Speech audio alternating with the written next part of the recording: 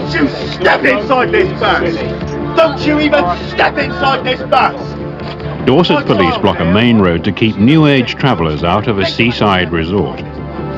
This is my home, and I'm going to protect it!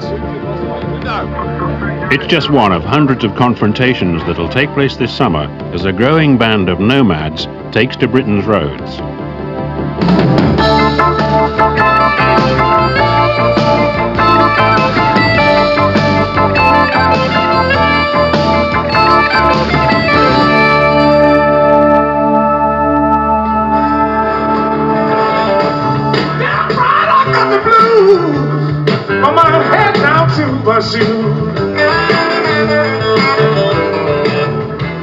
The Glastonbury Festival, once a celebration of hippie culture, is now one of Britain's largest commercial music events.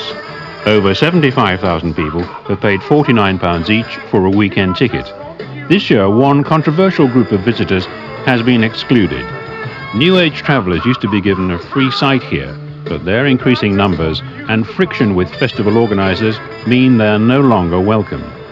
Travellers have got to do their own thing, follow their own free spirit, and let them do their own show, and not get off get off my back. Here we go, here we go. New Age travellers claim they are peaceful, free spirits wrongly condemned by a hostile society. World in Action has followed one group as it journeys across southern England.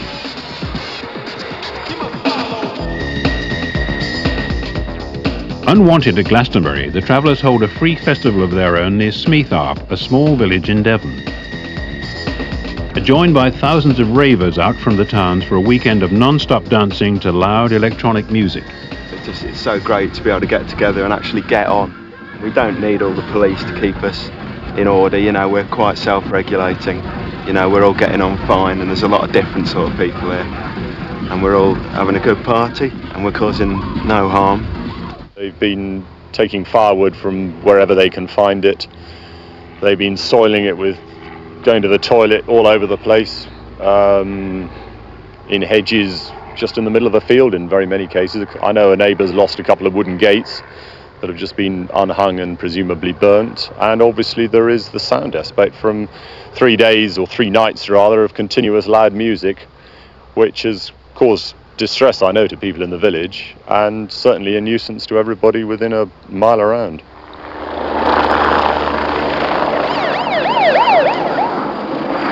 The police have kept a high profile surrounding the site and setting up checkpoints. There have been 25 arrests, mainly for drug offences. Direct confrontation with the crowd has been avoided. Tuesday morning, and police reinforcements have arrived. There's been about 20 riot vans, a coachload of police, a helicopter, and lots of snow ploughs and road rammers and various other hippie removing items driving round all morning. Critics of the way you live will say that you're being unfair on your child, putting her in this sort of position. What do you say to that? Well, we're not the ones putting her in that position. I'd say it was more the police who are putting her in that position. All we want to do is live our life the way that we feel is right for us and for her. And they're trying to stop us all the time. We may have some sympathy for their plea, but we cannot ignore the plea of the people who find their lives being intruded by them moving to what they consider to be a secluded piece of land, but it actually belongs to someone, and they actually own it, and they actually say, I don't want those people on my land, and I've been to court and I've got an injunction, will you remove them?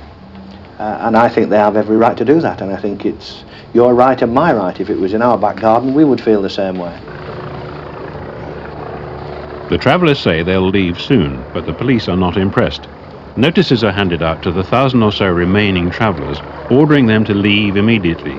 The police can remove the trespassers under Section 39 of the Public Order Act. They have to give us a reasonable amount of time, don't they? Well, they've already given us prior warning yesterday, didn't they? No, I mean... With the helicopter and all that bollocks.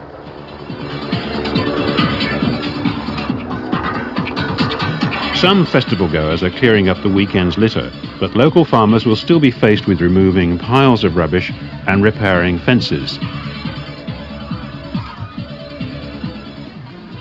The travellers are packing up their belongings and preparing to take their homes back on the road. Where are you planning on going? Well, safe South Coast, if we can. The South Coast, yeah, for nice. But they're not letting us go down through Devon. They're not letting us go further into their county. Why not? Heading us all back in Devon and Somerset. Why are they going to do that? Probably because it was the Avon and Somerset that sent us here, like, and didn't give them much warning. Cross the border is somebody else's problem. In typical British summer weather, the travellers move off, avoiding a showdown with the police. Only a handful of broken down vehicles remain. We follow one small convoy heading towards Weymouth. The travellers want to take their children to the seaside. Can't see anybody behind me in a minute. Like many travellers, Slim doesn't use a surname. He keeps in touch by CB radio. At the front of the convoy is 25-year-old Mark. Why are you a traveller? Why? So like my freedom. So like being more right to the elements. Don't like being sort of stuck in towns where you seem to have unnatural atmospheres and... What the hassle you get from the police and local communities? Well, it is a bit stressful, but, you know, you get hassles in whatever you do in life, don't you? Why do you think people are so scared of you? I think a lot of it is they're frightened of the unknown. I don't know. Have any I don't cause to hurt be nobody. scared of you? I don't personally think so. I don't hurt anybody. I keep myself to myself as much as I can. So you look a fairly intimidating figure. Not purposely. I did start off clean today. A lot of it is what they read in the papers. I mean, as far as the papers are concerned, we're all drug addicts, criminals. Are you all drug addicts and criminals then? I'm a family man personally, doing what I do. Minutes later, Slim's attempt to do what he wants is abruptly stopped by Devon and Cornwall police. They want the convoy to turn round, leave Devon and head back into Somerset. An assistant chief constable arrives to handle the operation personally. Can you get the wrecker from the site? Yep. And we turn them round, back vehicle first. Yep. Right, if anyone resists us, arrest them for obstruction. Would you like to explain the whole situation Okay, to me and why we cannot Thank you. Excuse me, this way, please? No, will you just Otherwise, I cannot listen, conform to anything you tell me unless you tell me exactly why we cannot go in that direction to where we want to go. We've formed a route for your safety and everybody's safety, and everyone else has complied with it. No, so look, I'm not going to prepare to argue. I've got things to do operationally. You have got a choice. You either turn round or be turned round. What was happening? Excuse me, I've got things to do to arrange for the rest of the day. No. Right? We just want to live our lives! We pay road tax and everything. Why can't we use the highway? Just calm down. As you see, we have a classic situation here. You have one way only. I'm not going to warn you again. You either move or you will be arrested and your vehicle will be seized. The police are determined to have their way. To ensure the travellers, numbering 20 men, women and children, leave Devon, they deploy a helicopter, a prison van, dogs and dozens of officers, many dressed in riot gear. The operation disrupts traffic for miles around. They've caused total chaos. We'd have been halfway out of bloody... I can't believe it. I just can't believe it that they could cause this much fuss. For us, all we want to do is get out the other side of Devon. Why didn't they tell us this morning that there were certain ways they didn't want us to go? They told us this morning that we could come this way. This morning they told us that there would be a police car on this junction that would make us turn left. They would try to make us turn left, but would allow us to turn right if we wanted to. Now they're saying we can. 1 minute we can, the next minute we can. The police claim they've turned back the travellers because Devon's hilly roads would be unsuitable for such elderly vehicles. The travellers feel they're simply being pushed into the next police force area, something that's happened to them many times before. After almost an hour of argument, the convoy is forced into Somerset. It was a little foot stamping exercise by some of the more hardcore to see whether or not we were firm in our resolve to make sure they went in the safest route. As you can see, we are firm in our resolve. For everybody's sake, we knew what was the right thing to do, and we've done it. Do you think you've impinged their civil liberties at all? No, I think they impinge their own civil liberties. We live in a democracy where we all have to abide by some rules, and all the while we do that, you and I have to do it. They don't like doing it. The reason they live as they do is because they don't like authority. Every now and again, they rub up against authority. But for the sake of democracy, that authority has got to have its way, I'm afraid. It's just a fact of life. It's my experience that roadblocks are used in circumstances where the police wouldn't be justified, and if people took proceedings, they would succeed in showing that the police were wrong, and they would get compensation. Often these people are not likely to want to sue them in the courts. The courts are not a place that these people would want to go. I think if they did want to go there, perhaps we would have seen a different kind of policing, because the police would have been told not to do what they're currently doing.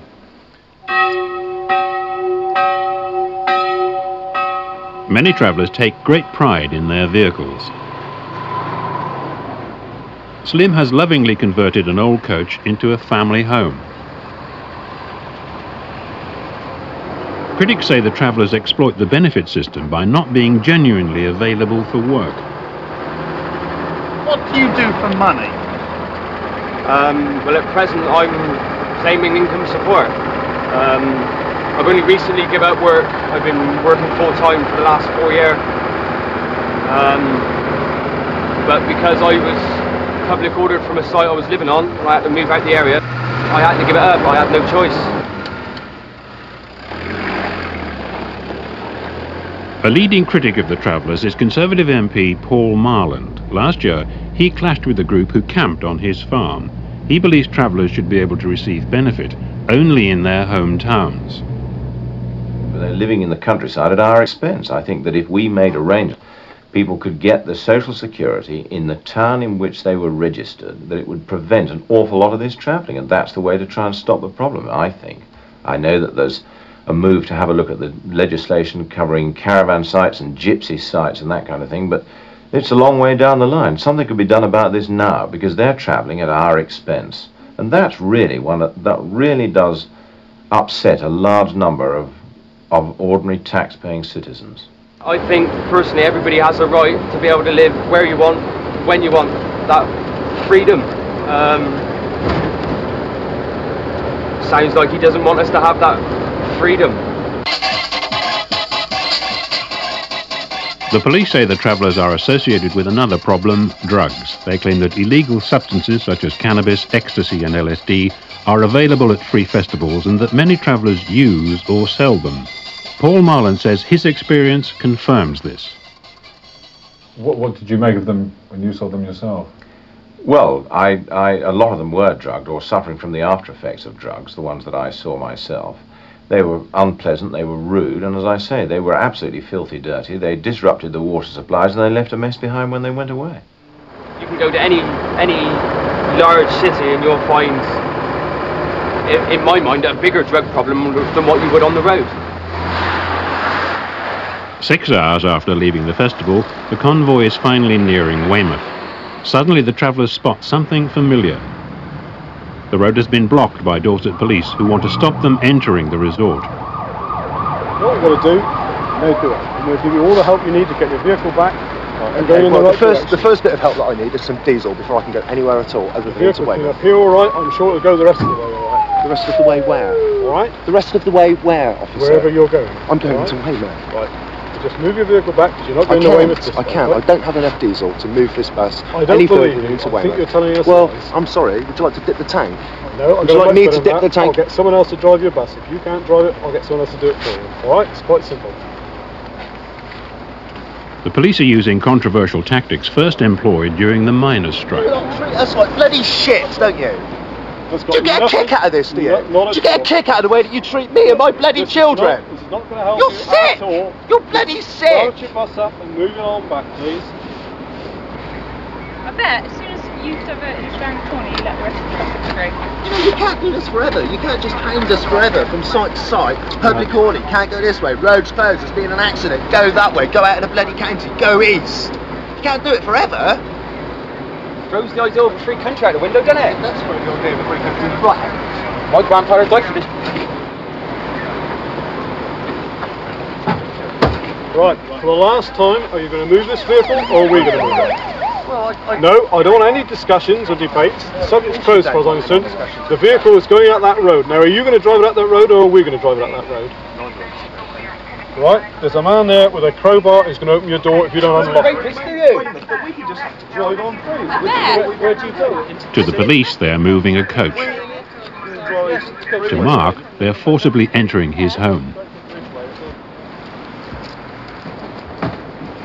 My child's in here! You stay away from my children! Don't you step inside this bus! Don't you even step inside this bus! My child's here, and she's asleep. Don't you even think about stepping inside this bus! This is my home, and I'm going to protect it! Move your bus back. No. Quite easy. Move it No, I will not move my bus back. Not at all. As easy as that. No, it isn't as easy as that. It is. Alright, if you've got a child in there, the last thing you want... We've got a child, officer, we've got a baby, we've got 3 cats, we've got 2 dogs, we've got to go. This is our home, we live here. What you are doing is out. Yeah, look at all this! Look at all this! Look at There's a lot of angry taxpayers down there with you now, not with us, with you, because you're stopping us from just driving. And you're stopping them as well. And them. A sizable traffic jam is built up by the time tempers calm and a compromise is reached. We move you up to Osmington Drove then, which is basically about 2 miles up the road here, on the right hand side. It's a large track. Be left alone till after the weekend. Right. We put you up there for tonight initially, we'll take it from there. Is that acceptable? Seems fair to me. The travellers have been on the road for 9 hours, but their problems aren't over yet.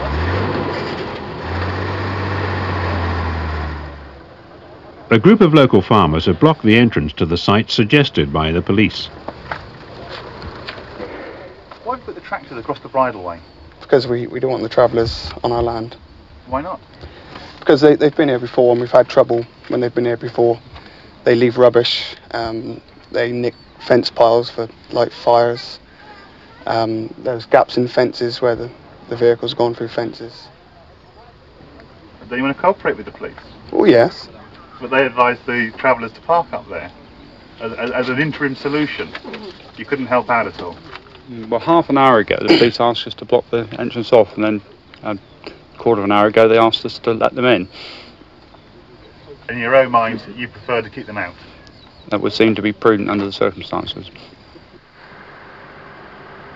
The convoy was unable to move onto the land without the farmers' permission. Eventually the police find another site a few miles away. It's 10 p.m. by the time the travellers arrive at their resting place for the night. It's a lay-by just off a busy main road. Well, it's nice here, isn't it? Yeah. Perfect site, really. I'm just going to go This dig is the sort of place I've always dreamed about. Don't dig a fire. It's taken them 11 hours to travel just 64 miles. And is it really a good use of manpower and resources tonight to do all this? I could think of a lot better things that I could do with those men, but unfortunately it's a job which has got to be done, and that's what we've done. To prevent overnight parking in Weymouth?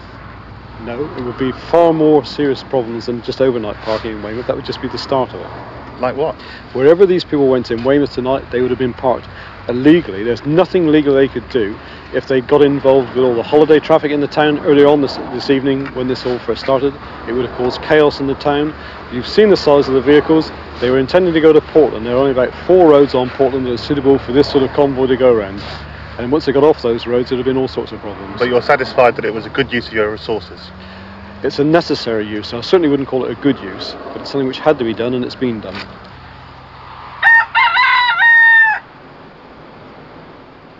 Wednesday morning, and the travellers wake up hoping for a better day. The Dorset authorities keep up their pressure on their unwelcome visitors. The police return escorting Dorset County Council's Gypsy Liaison Officer, Basil Burton. He's already drawn up an eviction notice for the travellers. and under the bylaws, I'll leave you a copy of it, that it is an offence to park on a picnic area to sleep or to cook on a picnic area. Now, steady, darling. I'm giving you until 10 o'clock tomorrow morning to vacate. If you don't vacate, then the necessary action will be taken. In the next week, the travellers are moved on a further 4 times. Eventually, they leave Dorset for Wiltshire.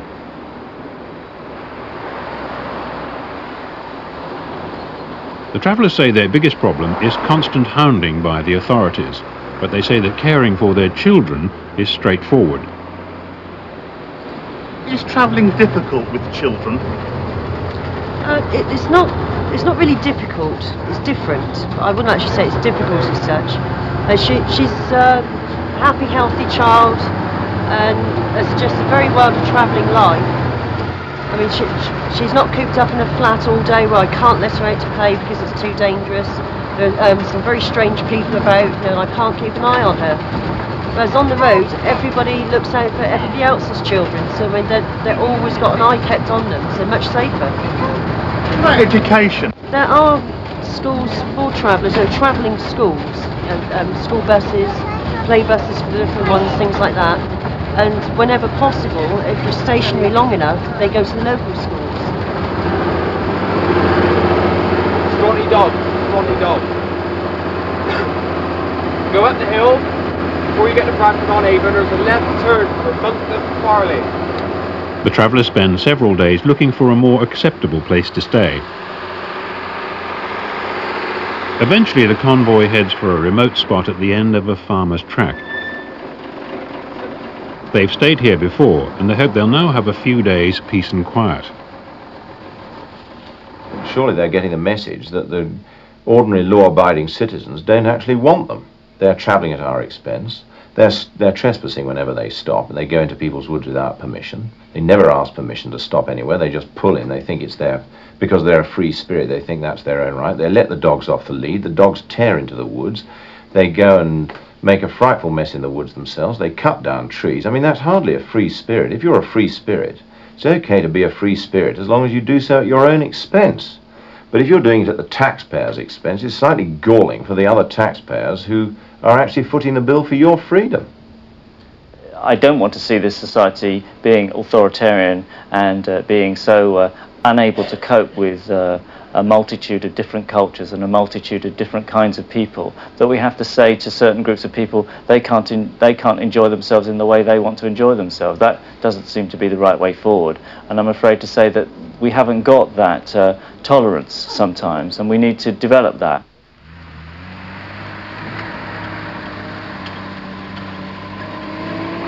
The last few stragglers arrive at the new site, a derelict quarry. They can now carry out much needed repairs to their vehicles. They also have time to reflect on what they see as the constant police harassment of the past few days. The perception of the New Age traveller being harassed in that way pales into insignificance to the complaints that are received by the resident chief constables of people who have had incursions onto their land, onto their homes, onto their peace and quiet. And believe me, it pales into insignificance compared with that. Is it worthwhile, all the hassle? Yes, it is. Yes, it doesn't put me off. It's a shame because it's so needless. Because if we were left alone, then the hassle that we create on our own is so small compared to the hassle that's created when we're interfered with illegally by the police time and time again. But yeah, not once have I thought about going back to living in a house. It would take a lot more than that to do that. I love this lifestyle, and it's good for the children, and it's the best thing for us at the moment still, definitely.